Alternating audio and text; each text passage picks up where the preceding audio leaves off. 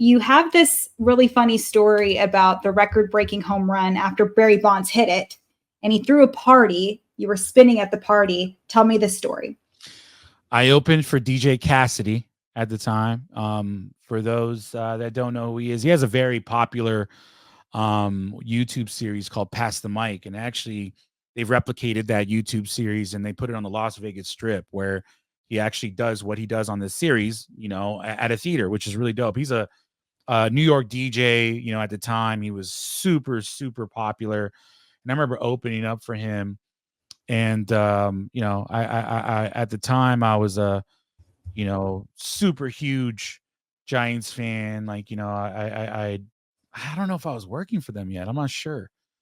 I was going to games and stuff like that. Like there was a lot of fanfare there. I was a split team kid pretty much, like growing up, until I started working for each team individually. But I remember I got hired to open for Cassidy. I was playing records in the club. And mind you, we're in a nightclub. The nightclub at the time, I don't even think it's there anymore. It was Row Nightclub. What happened? Oh, I was playing records. Now look, I'm still young at the time. So I'm playing a nightclub set at that very moment. There's not a lot of people in there because it was invite only. You had to be on this super exclusive guest list. I mean, it was Barry Bonds' home run record breaking party during All-Star weekend, I think. Yeah.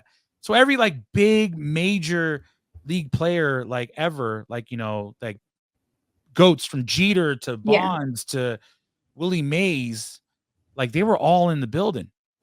And there were two instances, and I always tell like one story on other podcasts, and I'll actually tell another story on it, here. But the first story is I was playing records that were full of lewd content. Yeah. I mean, it's rap. It's what they wanted me to play, hip hop. You know what I mean? Like, you're in a club setting, like, you don't think about like, having to make it family friendly. We're not talking about puppy dogs and candy canes, y'all. It's not happening. And I remember like, playing, I forgot what record it was, but it was definitely lewd enough for Reverend Jesse Jackson to give me the side eye while he was walking past the booth. And I was like, oh man, that's Reverend Jesse Jackson. And I don't think he likes what I'm playing.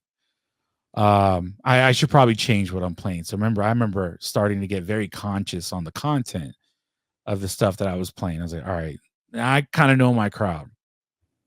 The second story was Willie Mays' assistant came up to me and said, hey, we know you have to do what you have to do. We know this is a party. Willie's he's in the building right now, and it's very loud. Could you turn it down, while he's here?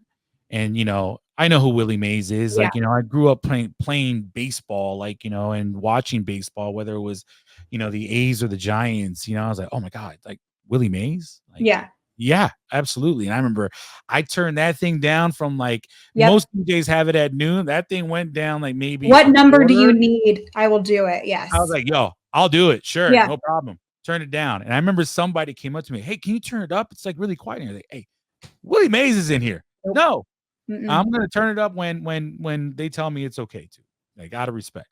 Yeah.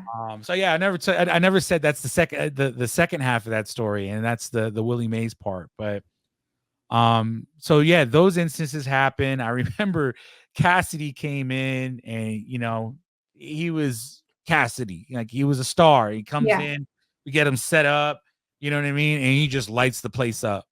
Like, and I was like, wow, I never seen this. I want to say that was like my first like real celebrity like function that I ever played at, like where it was like super star studded. So I was just completely just blown away, going like, oh wow, like this is what I want to do. Yeah.